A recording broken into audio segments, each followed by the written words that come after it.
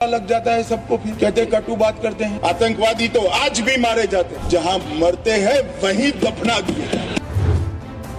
आप देश में नफरत फैलाने में लगे हुए हैं, कब्र खोदने में लगे हुए हैं, मस्जिद के अंदर मंदिर खोदने में लगे हुए हैं। क्या बात हो गई? क्या नजरिया है? हम एक्सपोज करेंगे। अरे बैठ जाइए, घबराइए नहीं। सच कड़वा होता है, थोड़ा शांति से सुनिए। नई लाशें बिछाने के लिए गड़े मुर्दे आपने उखाड़ दिए। खून की संख्या घटाने के लिए खूनी को न पकड़ो। मुसलमान तो बाबर की औलाद हैं और तुम गद्दार राणा सांगा की औलाद हो।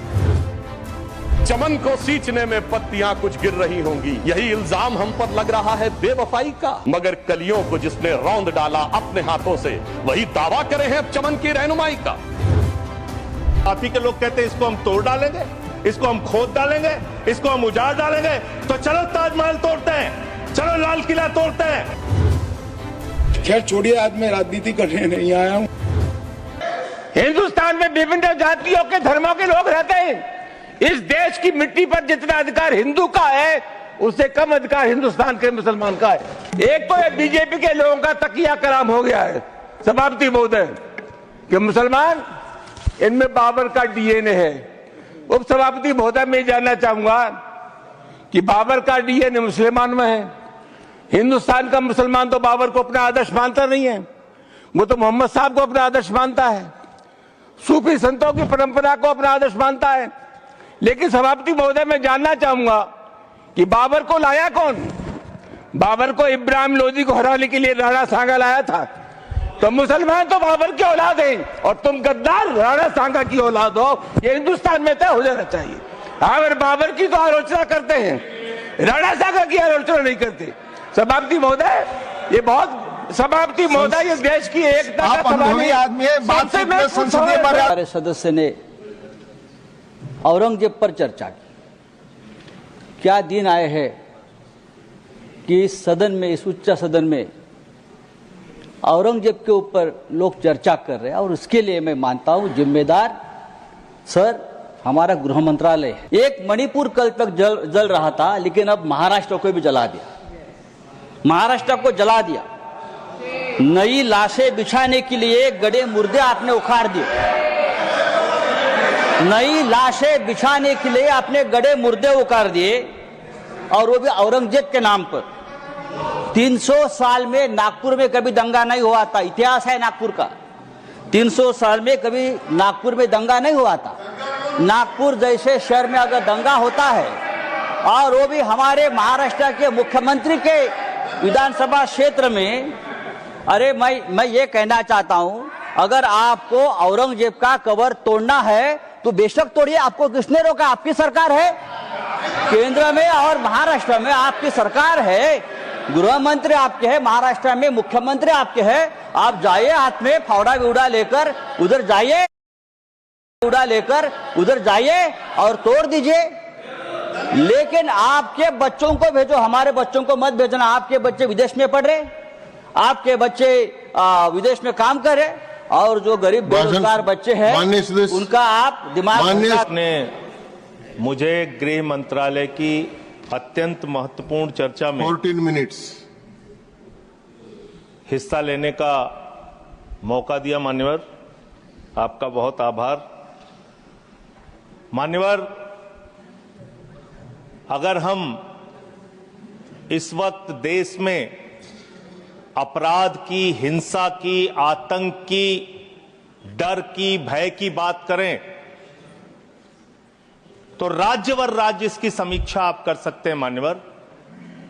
क्योंकि देश में ज्यादातर जगहों पे डबल इंजन की सरकार है, सिंगल इंजन की सरकार नहीं मान्यवर, डबल इंजन की सरकार, राज्य दर राज्य। मान्य सुने।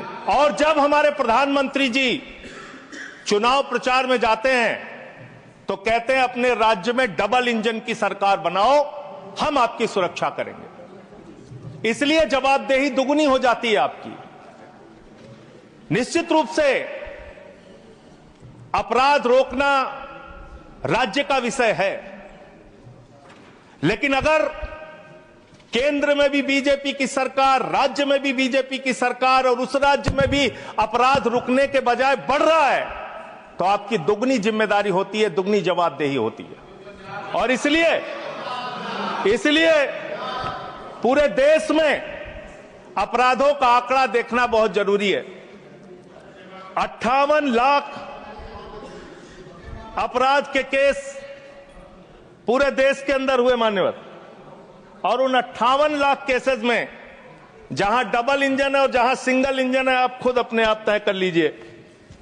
डबल इंजन की सरकार बिहार में 2020 में 2,57,512 अपराध के केसेस, 2,82,000। 2021 में 3,47,835 केसेस 2022 में, जहां डबल इंजन की सरकार है। गुजरात के अंदर, ये एनसीआरबी का डाटा है, हमेशा आप लोग कहते हैं ये कौन सा फिगर है, कहां से आया है, ये वो फिगर है जो एनसीआरबी का डाटा है। और मैं चाहता हूं मान्यवर, अगर किसी भी सदस्य को शक हो तो इसको खुद जांच कराएं और गृह मंत्रालय खुद इस बात को चेक करे कि मैं सही बोल रहा हूं कि गलत बोल रहा हूं। इसलिए दोबारा मत टोकिएगा, आपके द्वारा जारी किया गया, आपके सरकार के द्वारा जारी किया गया डाटा है।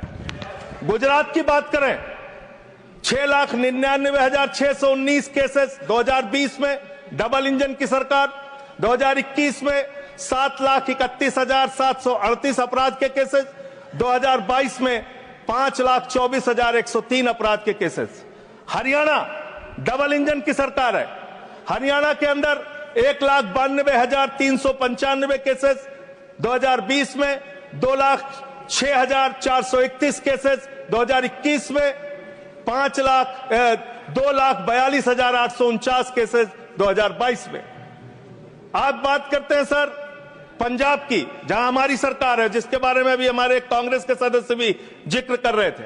2020 में हरियाणा देखिए आप, हरियाणा की आबादी पंजाब से कम है सर, और हरियाणा में अपराध है 2,42,849। और पंजाब की जब आप बात करेंगे 2020 में 82,875, 2021 में 73,581, 2022 में 73,625। ये अपराधों की संख्या है हरियाणा और पंजाब, जहां एक जगह डबल इंजन की सरकार है, एक जगह हमारी सिंगल इंजन की सरकार है। सर उत्तर प्रदेश की बात करते हैं, 6,57,925 केसेस 2020 में, 6,08,082 केसेस 2021 में, और 7,53,675 केसेस 2022 में। अब आते हैं यूनियन टेरिटरीज, जहां पे आपका सीधा नियंत्रण है, और इसमें बहुत ही भयावह डाटा दिल्ली को लेकर आपको मिलेगा।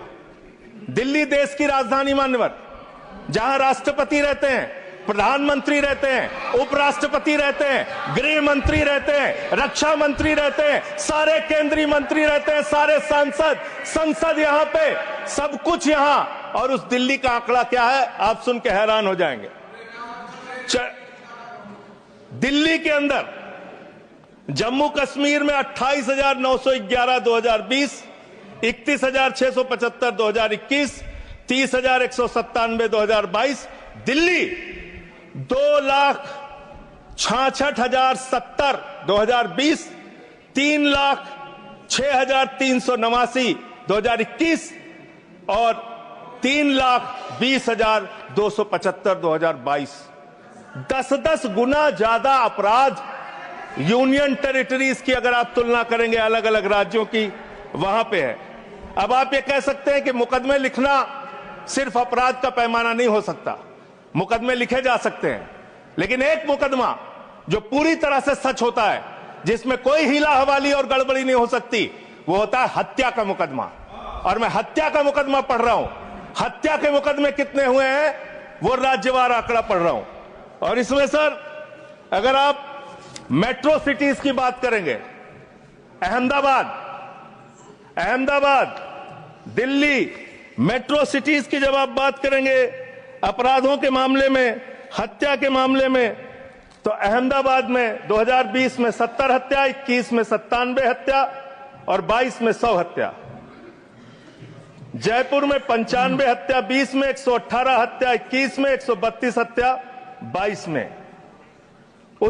उत्तर प्रदेश में कानपुर में 41 हत्या 20 में, 48 हत्या 21 में, 81 हत्या 22 में। वेस्ट बंगाल, जिसकी कल बड़ी चर्चा हो रही थी, कोलकाता, बहुत ध्यान से सुनिएगा आप लोग। कल से टीएमसी वालों को बार बार कह रहे थे हत्या हो रही, अपराध हो रही, बहुत ज्यादा अपराध वहां पे बढ़ गया। कोलकाता के अंदर, वेस्ट बंगाल में, और उसके पहले केरल के अंदर, कोच्चि एक जगह है, 2020 में 9 हत्या की घटनाएं, 2021 में 10 हत्या की घटनाएं और 2022 में 7 हत्या की घटनाएं। अरे सुन लो भाई, कहा इतने। सूरत फिर डबल इंजन की सरकार, 116 हत्या 2020 में, 121 हत्या 2021 में और 100 हत्या की घटनाएं 2022 में। अरे सुन लो, धैर्य रखो थोड़ा। डबल इंजन सुन लो। अरे डबल इंजन थोड़ा सुनो ध्यान से। Double engine. कोलकाता, माननीय सदस्य, ये कोलकाता कानून व्यवस्था राज्यों का 53 हत्या के केस क्षेत्र है सर। कोलकाता 53 हत्या के केस 2020 में, 45 हत्या के केस 2021 में और 34 हत्या के केस 2021 में। कम ज्यादा नहीं, 2022 में कम ज्यादा नहीं कह रहा हूं। मैं कह रहा हूं आप डबल इंजन और सिंगल इंजन की जो बात करते हैं, आ जाइए दिल्ली, जहां पे हमारे माननीय गृह मंत्री जी का शासन है, जहां गृह मंत्री जी की देखरेख में सुरक्षा व्यवस्था है। मान्यवर, इस राज्य के अंदर, दिल्ली राज्य के अंदर 2020 में 461 हत्या की घटना हुई, 2021 में 454 हत्या की घटना हुई, 2022 में 501 हत्या की घटना हुई। आज दिल्ली अपराधों का गढ़ बन गया। मानव, आज दिल्ली के अंदर एक महिला को गैंगरेप करके कई किलोमीटर तक सड़कों पे घसीटा जाता है। आज दिल्ली के अंदर कोर्ट के अंदर जज के सामने हत्या की घटना हो जाती है। आज दिल्ली के अंदर यही त्रिनगर में एक बुजुर्ग दंपति की हत्या हो जाती है। आज देश की राजधानी दिल्ली अब से समझती नहीं, जहां राष्ट्रपति, प्रधानमंत्री, संसद, केंद्रीय मंत्री, गृह मंत्री, रक्षा मंत्री, वो सब रह रहे हैं, आपसे वो दिल्ली नहीं संभल रही। ये देश की राजधानी का अपराधों का आंकड़ा। मान्यवर, अरे बैठ जाइए। अब बात करते हैं सर, अरे बैठ जाइए, घबराइए नहीं। बात करते हैं सर। देश में सच कड़वा होता है, थोड़ा शांति से सुनिए। डबल इंजन वालों, शांति से सुनो। डबल इंजन, शांति से सुनो, शांति से। बच्चों शांत हो जाओ, शांति से सुनो। सर, पूरे देश में अगर आप अपराधों को देखेंगे, क्राइम अगेंस्ट वुमेन 2021 की तुलना में 2022 में 4,45,256 घटनाएं, 4% की वृद्धि। क्राइम अगेंस्ट चिल्ड्रन 1,62,449, 8% की वृद्धि। क्राइम अगेंस्ट किडनैपिंग की घटना, क्राइम अगेंस्ट दलित, क्राइम अगेंस्ट शेड्यूल कास्ट 57,582 घटनाएं पूरे देश में दलितों के ऊपर अत्याचार की हुई। और मान्यवर, 13% की वृद्धि दलितों के ऊपर अत्याचार में हुई है। क्राइम अगेंस्ट एसटी 10,064 घटनाएं हुई, 14% की वृद्धि। मान्यवर, ये आंकड़े चिल्ला के कह रहे हैं कि देश आपके हाथों में सुरक्षित नहीं है।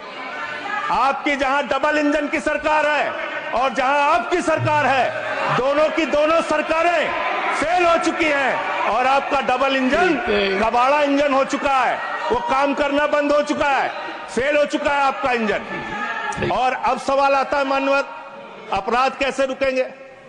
अपराध करने वाले लोग कौन है? अपराध फैलाने, कम्युनल वायलेंस के मामले में 2019 से 2024 की तुलना अगर आप करेंगे, 94% की वृद्धि हुई है मान्यवर। 94% देश में सांप्रदायिक दंगों में वृद्धि हुई है, ये आंकड़े हैं। और कम्युनल वायलेंस क्यों हो रहे हैं?